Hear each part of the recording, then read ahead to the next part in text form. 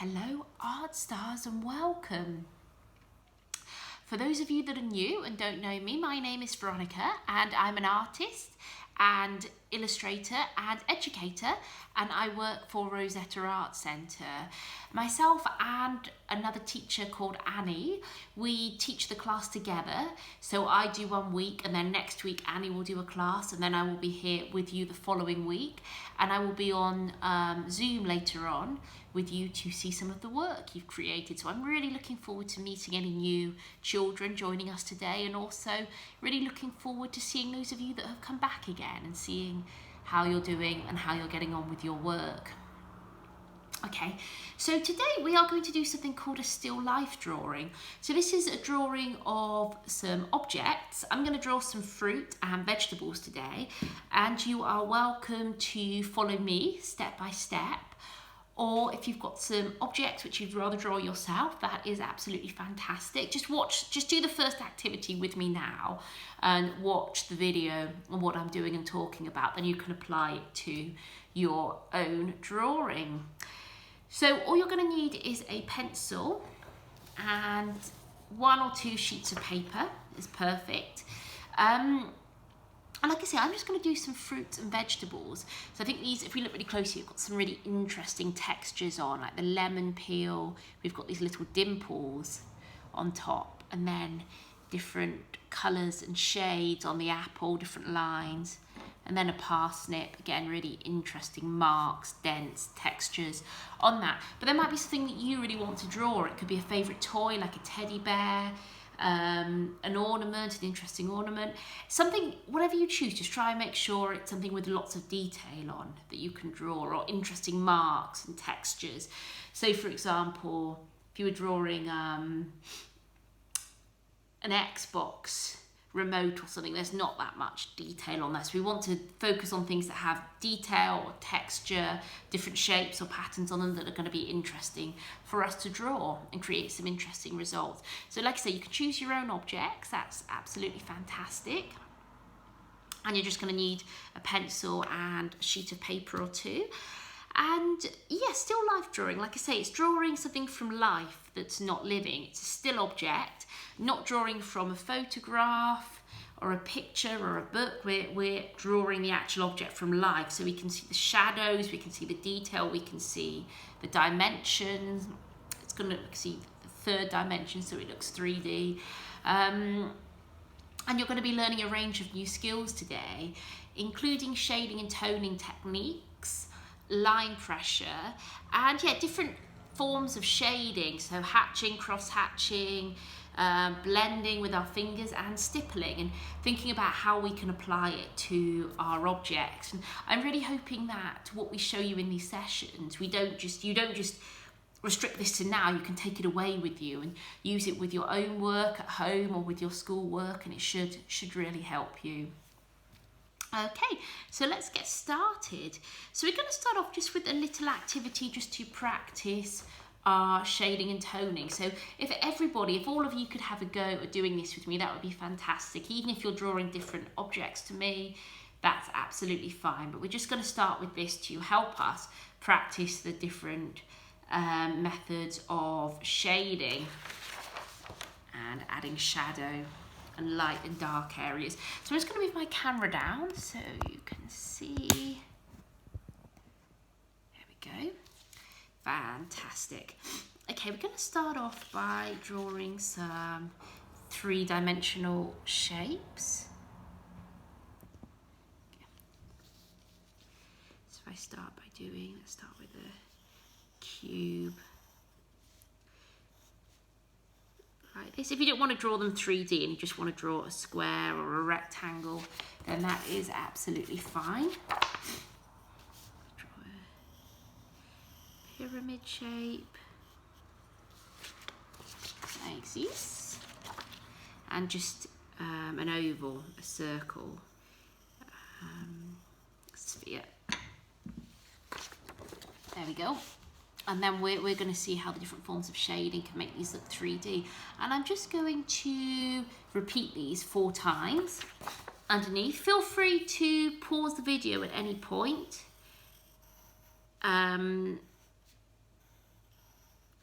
pause the video and come back to the drawing with me. Don't rush. And this is just a little practice. It doesn't by any means need to be perfect, but it will be good for you to hold on to. At home, as a reminder of these different shading and toning techniques.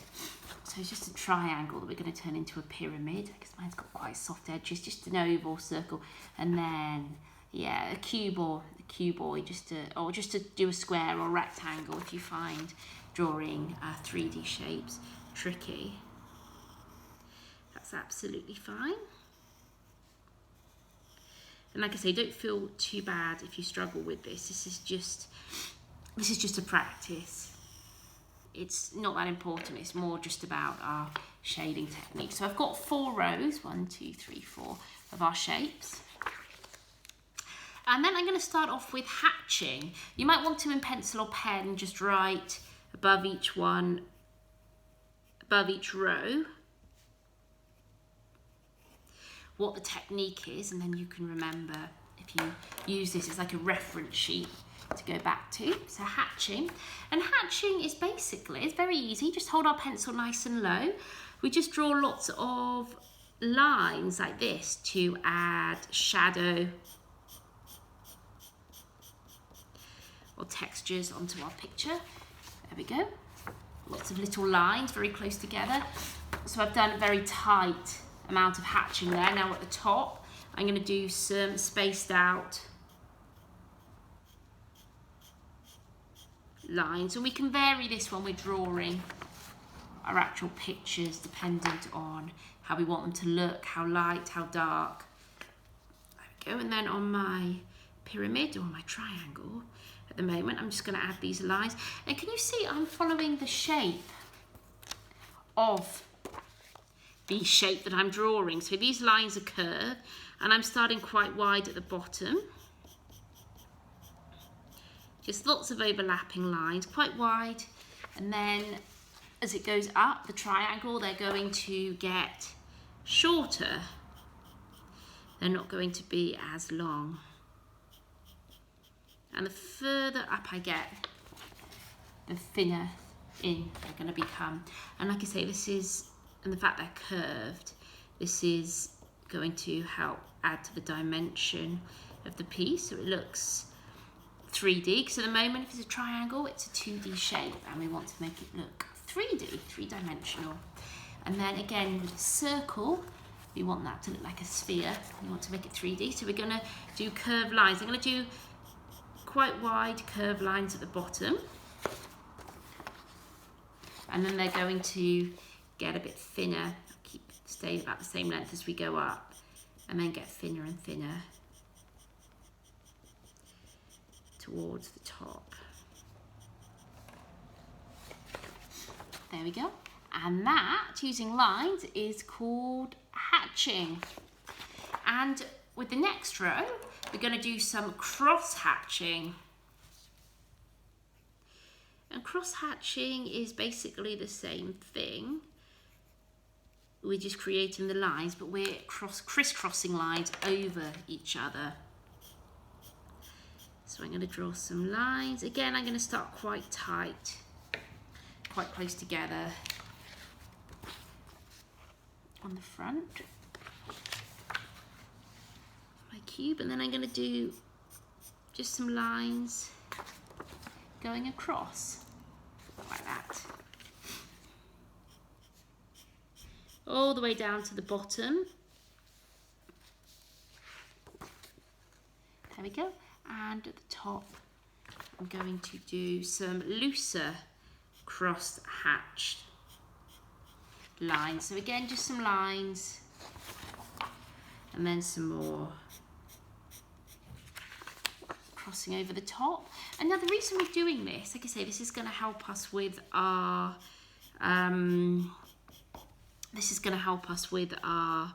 still life drawing afterwards. So you'll want to apply what we've learnt here, what we've done with our lines, to your objects. We're going to look closely and see where things would go best. There we go. And I'm just going to do some lines going through. See, that's already looking more three-dimensional. And the one at the end.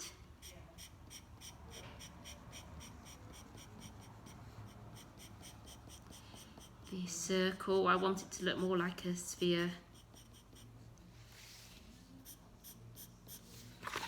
And I'm going to do lots of cross-hatched lines through that. And the other two are nice and quick. I know we're probably dying to start our actual drawing. There we go. Cross-hatching. Next one is blending. Blending. So we're just going to use a finger to smudge. So just to start, I'm going to colour in the front of my cube. I'm going to make it nice and dark, using quite a dark pencil line, applying some pressure, like that. And then I'm just going to smudge with my finger. So we do a lot of smudging with our drawing, again, to show lighter and darker areas. On my triangle, I'm going to do some shading, and then smudge with my finger, and then with the circle I'm going to just shade like that, not doing the whole thing, just going around the side, and then I'm going to smudge with my finger.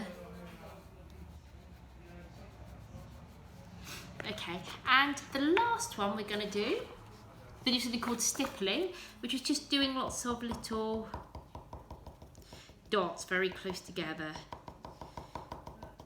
like this to add texture and pattern and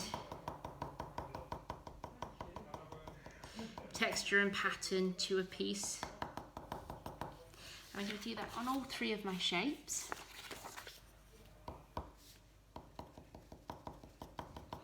Again, not covering the whole thing, I'm just going down one side. And it all depends what we're drawing as well, what time of day it is, what objects we're drawing, where the shadow is falling, as to where we'll get lighter and darker areas, but we'll look at that in a minute. And I'm just, last of all, going to do my circle.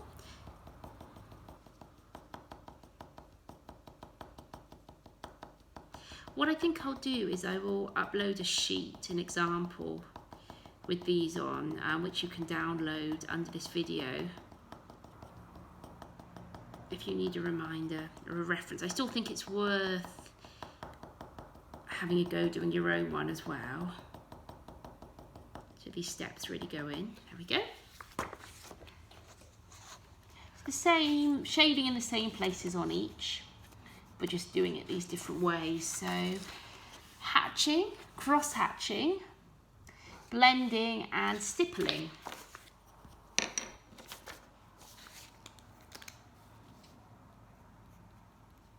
Stippling. There we go. Brilliant. And I'm just going to put these to one side. Keep it close by because it will be useful when we come to doing our drawing. And you can work on the other side of your paper or grab a new sheet if you want. And just on the top of your paper, we're just going to practice our line pressure. So do you want to start by giving me a row of very dark pencil lines like this? Then a row of medium pencil lines, so lines where we're applying a little bit less pressure. And then super duper light pencil lines, really light, so they should be quite difficult to see because they're so light. And whenever I do drawing with the Art Stars group, we always start off by doing this because it's just a really good exercise to keep us in good habits.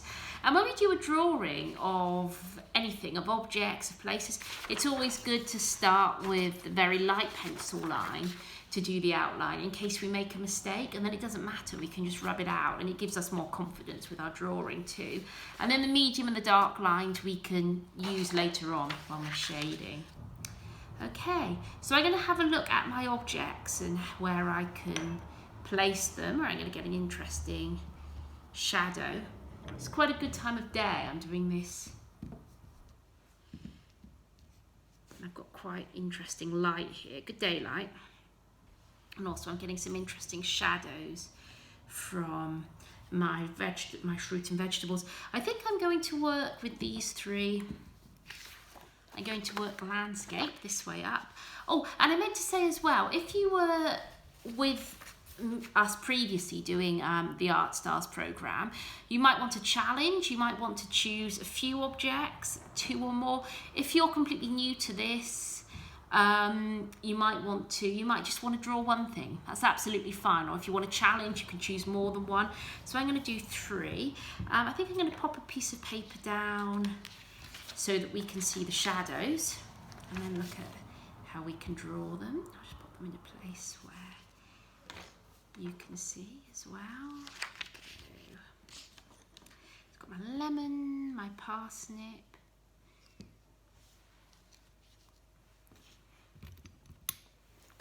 Just moving things a little bit.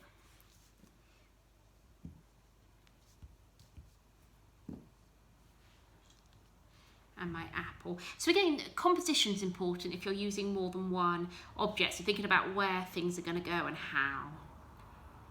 Where do they look good? I think I'm going to draw them like this. And thinking about what's obscured as well, what we can't see, in other words. So my lemon's in front of my parsnip, so I can't see the whole thing. And then the bottom half of the apple, the bottom part of the apple is hidden by the parsnip. So just an important one we're drawing, that we look really closely at what's in front of us and don't guess. And we're going to use our lightest pencil line to start the drawing. I'm going to start down here, I think. I'm going to do mine a little bit darker, maybe a medium line, just so you guys can see. And for my lemon, I'm going to start with an oval shape, like that. Maybe yours should be lighter than mine. So just map out your shape lightly in pencil. It's the end of the lemon. And for the front, I'm just going to do a little lump on the end, like that. So there's my lemon. And for my parsnip, I'm going to start near the top of the lemon.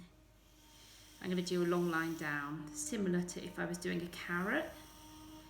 I'm going to go across. And I've got a very little apple here, so I'll show that in my picture. Little apple and the stalks coming up. And there we go. And like I said, we're not using colours today, we're just using our pencils. So I want to show you the difference in line pressure, lighter and darker lines. So I'm going to start by adding a bit of detail onto my lemon. So I'm going to really, really lightly in pencil, because it's a bright yellow, it's a very light colour. I'm just going to shade that in, and I'm going to do a bit of blending and smudging. And this is a great way to fill up space as well while you're working, if you've got a large area to colour in. And it gives us a really nice finish as well. So just colouring and then just using one finger to smudge. It's one finger.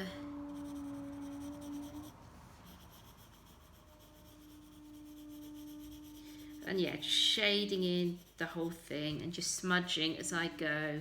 And I want to get all of the white in that shape covered up, okay?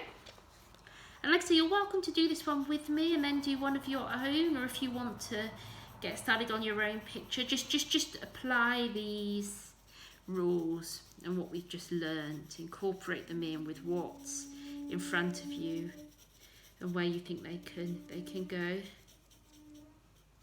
So I'm just going to blend with my finger.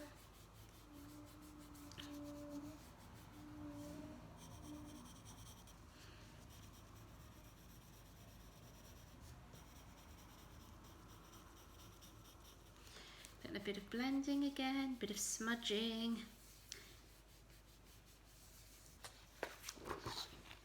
There we go. And at the front of my lemon, I can see here, we want a little bit of shadow, a bit of a darker area just to show the dimension of the shape. And once you've drawn the outlines, you're welcome to go back in and make them a bit darker, go around them, just so it's clearer just so that we can see them. We just want to start by doing them lightly in pencil in case anything needs changing, rectifying. And now, like I say, the lemon's got really interesting, a really interesting bumpy texture. And I think I can achieve this by doing the stippling. So I'm going to start just by doing lots of little dots like this, and they'd eventually cover the whole lemon in stippling.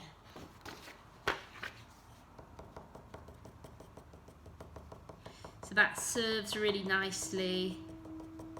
The stippling serves really nicely for that texture in effect. So it's all about looking closely at what we're drawing, thinking about how these shading and toning techniques can be applied. So I'd really love it if when I see your pictures later you found a way of incorporating them all in, of using them all, in other words.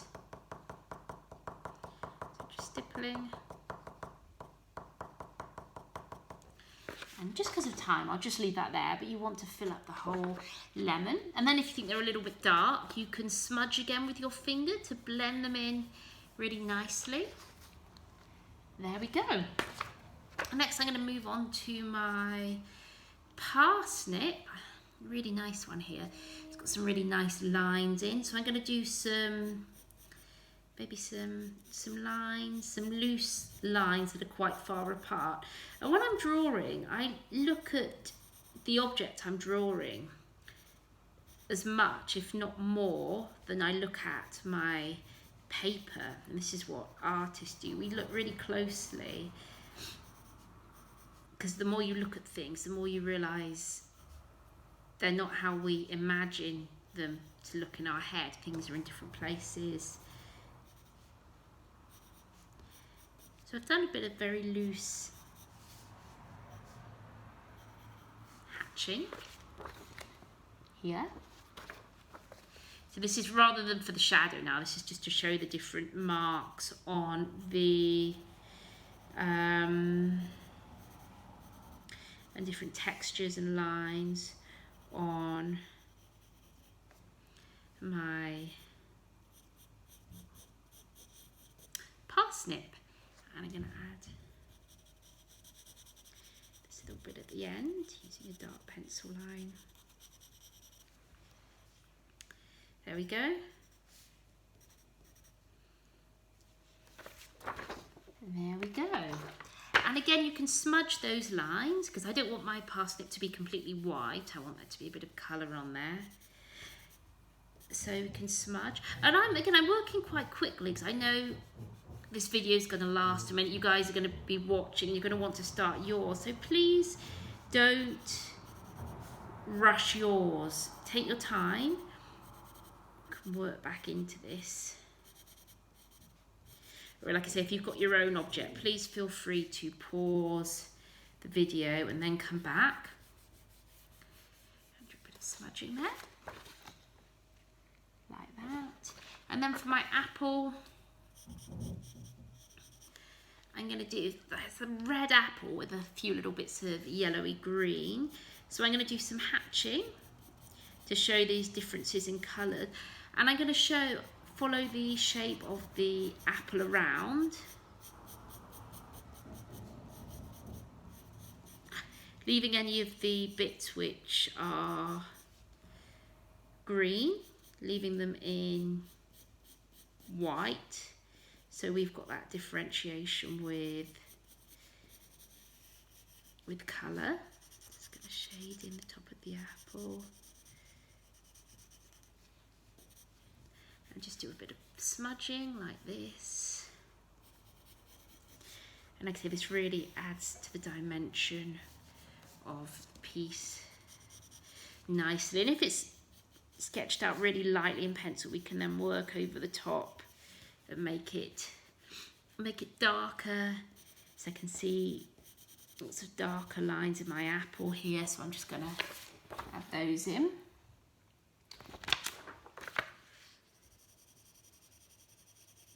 Lots of dark, medium and light lines. And like I say, when you've done that, you can go back over, make the outline a bit darker, and really squint at your objects too. If you half close your eyes and look, you can see light in areas, darker areas. Follow the shape of the object round.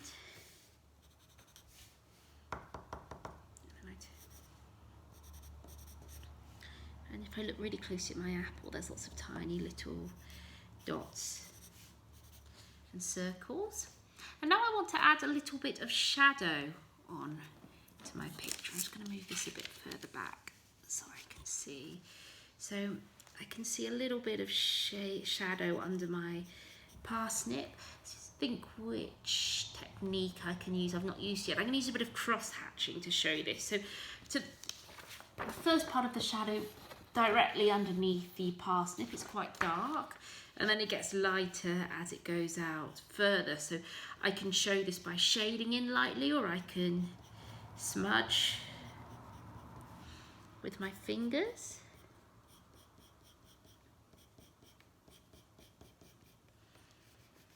Just going to smudge it out. And then just squinting, I can see a little bit of shadow. I've got my window over here where the light's coming in. I can see a bit of shadow under my parsnip. It comes off the page that it's on. So really, really lightly, just shading in and blending with my finger. So like I say, the shadow is very light. It's a bit darker closer to the object, then it gets lighter the further out we go. And then with the lemon,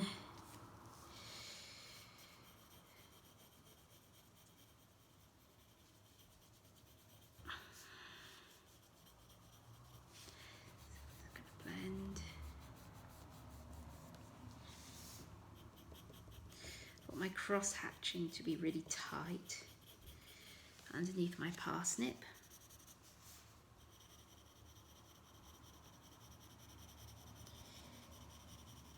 So I could happily spend several hours working on this, putting all the detail in. So you've got a bit longer than me. I don't want to take up too much of your time doing this if you're watching me. So just a bit of smudging there. So, like I say, you're welcome to, you can either join in with me and do a picture with me and then find something of your own that you like to draw, or you might just go straight off and do your own object, favourite toy, or something like that. Like I say, just making sure it's something with lots of pattern and detail on if you can. So that will give us interesting results. For example, if you're doing a teddy bear, you could do the hatching or the cross hatching for the fur and lighter and darker areas. Yeah, anything like that. Just get lots of the detail on. And please do have a little practice at this first. I'm going to upload a worksheet with these on if you need reminding for copying, but I do recommend that you have a go first before you do this, and then try and apply them to your picture afterwards.